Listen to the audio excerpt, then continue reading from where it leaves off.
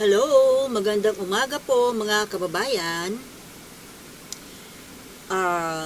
Pag-usapan po natin itong mga bagong pangyayari ngayon pagkatapos ng Holy Week. So, mayroon na po tayong bagong PNP Chief, si PNP Chief Marbil. Kasi nag-retire na yung dati, yung si Chief Acorda. Alam nyo, itong si PNP Chief, si ex-Chief Acorda, dapat sana nagpakitang gilas siya bago siya nag-retire. May pagkakataon siya, malaking, kumbaga malaking issue, yung tungkol kay Kibuloy, di ba? Days before his retirement, lumabas na yung warrant of arrest, di ba? Pero tingnan nyo, kailan ba yung warrant of arrest yun? Bago pa yung nag-Holy Week Nasa third week ba yun? Or earlier? Ang haba po ng panahon. Dapat sana ginawa ng paraan ni Chief Acorda na kahit hindi man buong masolve, yung nakuha niyang maaresto itong si Kibuloy. Tsaka ang dami-dami, di ba? Yung tungkol sa mga nagtatago na suspected criminals, mga high profile. Alam naman kung nasaan. Diba, si Tebes, nasa kapanahunan niya. Yung si Bantag. Pero si Bantag, ewan, baka nandoon yun doon sa norte. Saan pa man siya ibang magtatago? Siyempre, safe siya doon sa hometown niya. Kumbaga, kung talagang siseryosohin ang paghahanap, kung gusto talagang masolve ang isang kaso, magagawa. Diba? Pero ngayon, ang daming pinalagpas na mga pagkakataon na pwede sanang maglagay ng mga awards. Hindi lang award, yung achievement ba na hindi makakalimutan ng taong bayan. So ngayon, meron tayong bagong PNP chief. Ang tanong, mahuli na kaya yung mga dapat hulihin? Lalo na itong kay Pastor Kibuloy, na alam naman natin kung nandiyan lang yan sa palipaligid Alam nyo, ako kung ako ang magyayabang na naman ako. Kung ako ang commander-in-chief, kung hindi kaya ng sariling kapulisan, di kukuha na lang ako ng outside forces. Wala akong magagawa kung hindi nila kaya Kung ako, bibigyan ko ng ultimatum itong kapulisan. Kasi di ba, ang tataas nga ng sweldo nila 'Di ba? Nung panahon ni Duterte, dinoble, triple pa nga yung mga sweldo. Pero ano nangyayari sa mga kapulisan natin? Nagtatrabaho ba ng maayos? Ganun pa rin Ganun pa rin sila nung hindi pa sila tinataasan ng sahod. Wala namang pagbabago Marami pa rin mga pulis ang nai-involve sa mga kalokohan. Parang ang mas dumami pa nung panahon ni Duterte. Di ba? Involved sa drugs, involved sa kung ano-anong mga petty crimes, mga kidnapping, rape. Walang contentment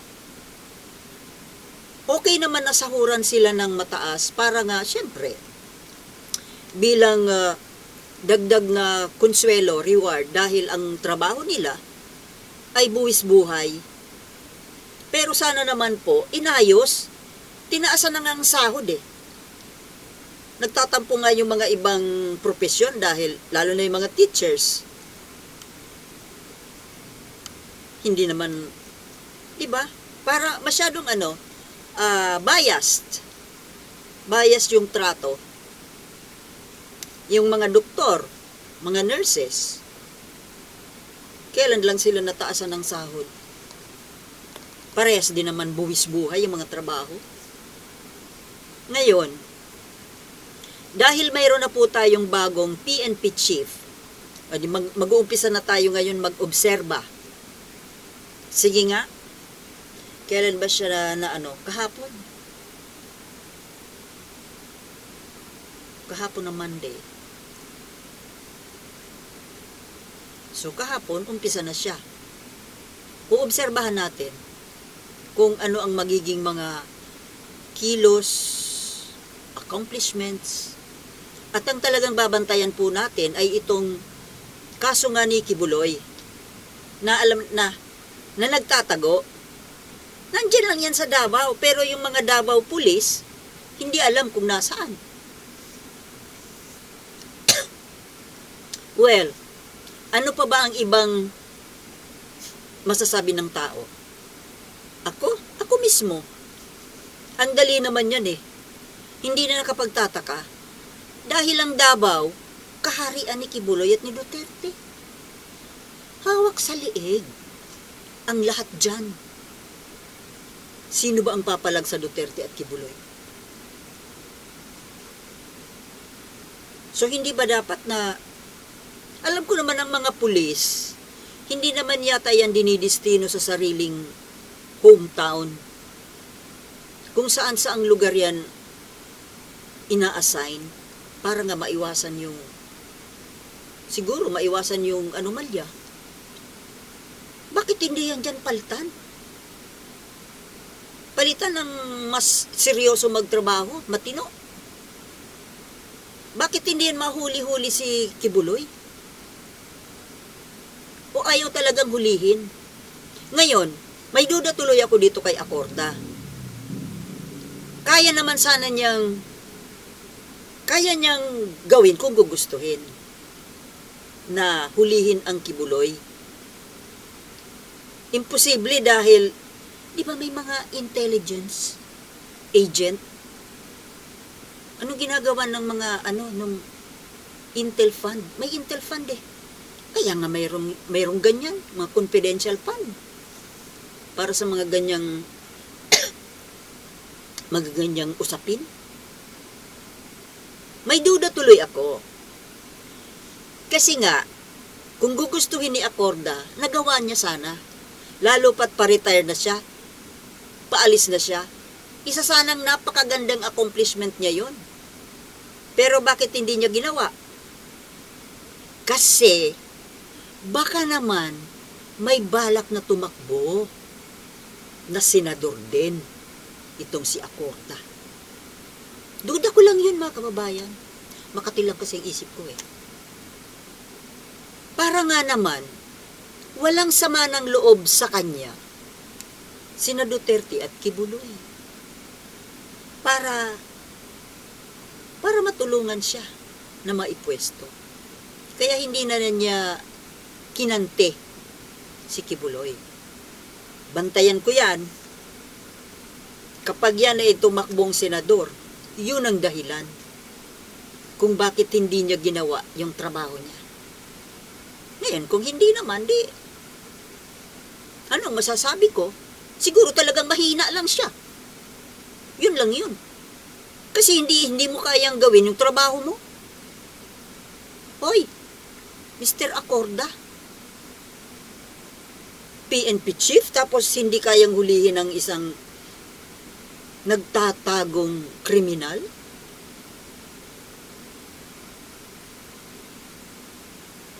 Dahil hindi mo kinayang gawin, o baka naman, sabi ko nga, baka may balak na kumandidato. Kailangan niya yung boto ng DDS at saka ng KOJC.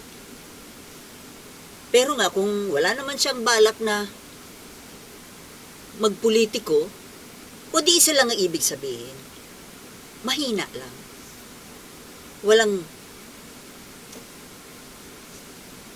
Walang kakayahan. Kumbaga sabi ni Tulfo inutil. Inutil. Sana naman po itong bagong nakatalaga na bagong chief, sana naman hindi ito inutil. Sana naman hindi ito nababayaran. At sana yung trabahong tama. Tama, mga kababayan. So, yung kay Acorda po, dalawang bagay lang yun. Either mahina siya, bobo siya, or tatakbo, politiko, nangangailangan ng marami-raming boto. Yung black voting ng KOJC at ng DDS. Kaya hindi niya ginawa yung dapat niyang gawin. Yun lang yun. Bantayan nyo. Bantayan natin sa October kung yan ay magfa-file ng candidacy. Kasi pag ganun, check. Diba? So itong sana naman itong bagong PNP chief meron itong may wisdom, may honesty, may tapang, integrity, righteous, yung hindi duwag at hindi ambisyoso na maging politiko. Kasi parang yun ang ginagawa ng yung mga dating nasa military, dating nasa pulis, pag-retire nagpupolitiko, nagsisenador. Di bali man lang sana kung magaling. Tingnan mo nga yung ex-PNP chief dyan sa Senado. Patawa. Comedy.